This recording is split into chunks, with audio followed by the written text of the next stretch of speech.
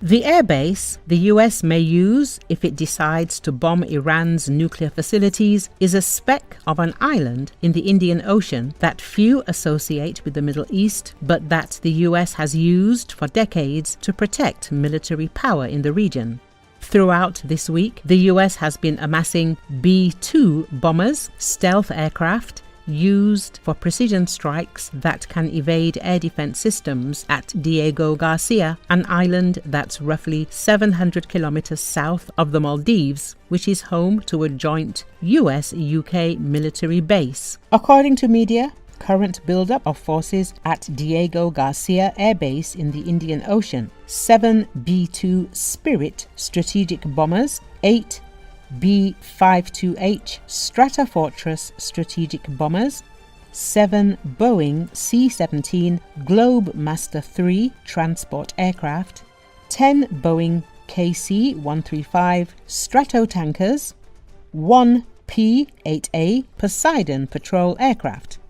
These numbers are confirmed and are conservative estimates. This is an unprecedented amount of air power concentrated in one place.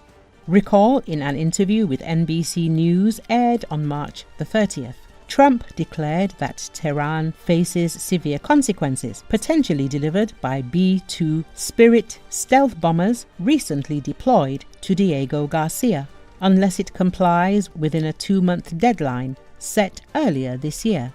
The threat issued from Washington comes amid stalled diplomacy and rising fears over Iran's nuclear ambitions, spotlighting a US military posture that could reshape the region. Behind the rhetoric lies a calculated move, backed by one of the world's most advanced warplanes, signaling America's readiness to act. The timing of Trump's warning aligns with a notable shift in US military presence.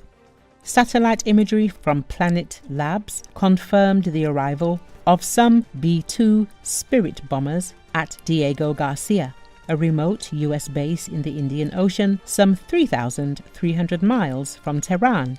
This deployment, coupled with Trump's blunt language, has fueled speculation that the administration is preparing for a potential strike on Iran's nuclear facilities. The president's ultimatum follows a letter sent to Iran's supreme leader, Ayatollah Ali Khamenei, 3 weeks prior, mediated through Oman, demanding a new agreement to curb Tehran's nuclear program.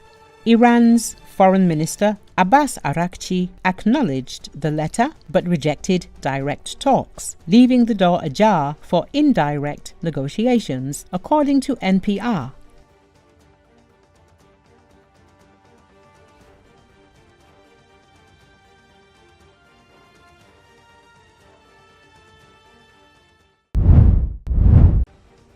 Russian soldiers are dying en masse during military training exercises to cross water in the Kherson region. Their commanders make no effort to save them. This was reported by the partisan movement Atesh. According to an agent within the 80th Separate Motorized Rifle Brigade of the Russian Armed Forces, recruits are being sent from a training camp in Crimea to Kherson for preparation ahead of assaults on the islands of the Dnipro River.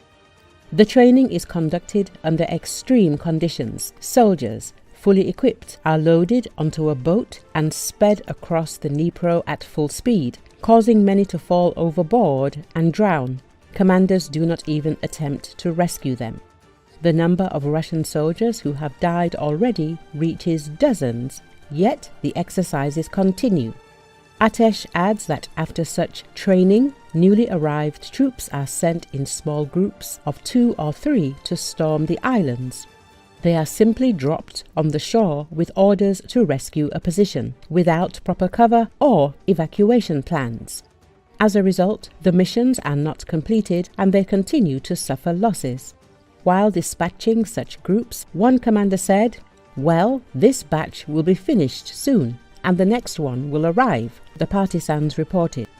Recall, Russian troops are storming the Kherson direction in an attempt to gain a foothold on some islands in the Dnipro River Delta. Kherson and other regional settlements west of the Dnipro River have been subjected to near-daily Russian strikes. since Ukraine liberated the area in November 2022 and Russian troops were pushed to the river's east bank.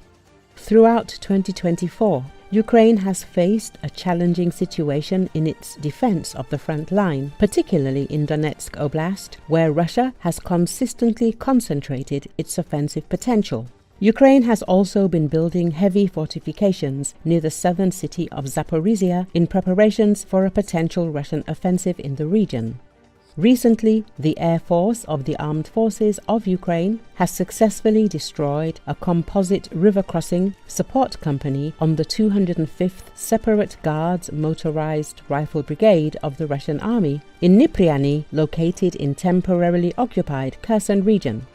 As a result of the attack, Russian boats and watercraft were destroyed, as well as an auxiliary facility filled with technical equipment, military equipment, and supplies. The elimination of the listed equipment and facilities prevents the enemy from conducting military actions against Ukrainian forces in the area, the General Staff of Ukraine stated.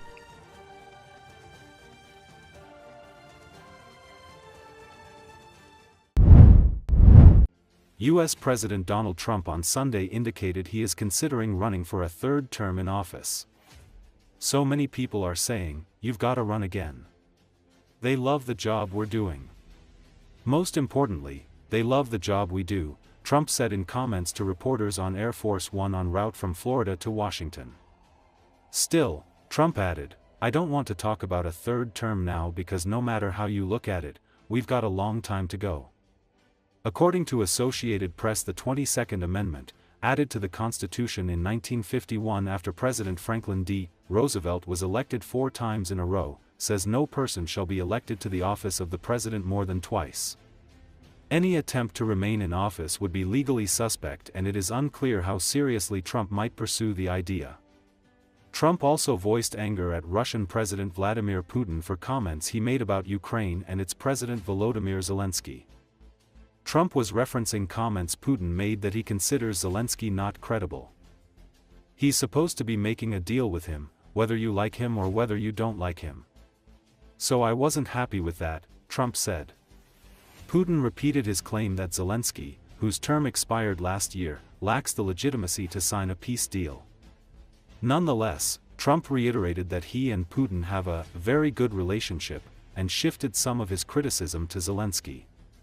"He's trying to back out of the rare earth deal," Trump said, referring to an agreement that would provide the U.S. with access to Ukraine's rare earth minerals. "If he does that, he's got some problems. Big problems. We made a deal on rare earth. And now he's saying, well, you know, I want to renegotiate the deal," Trump said.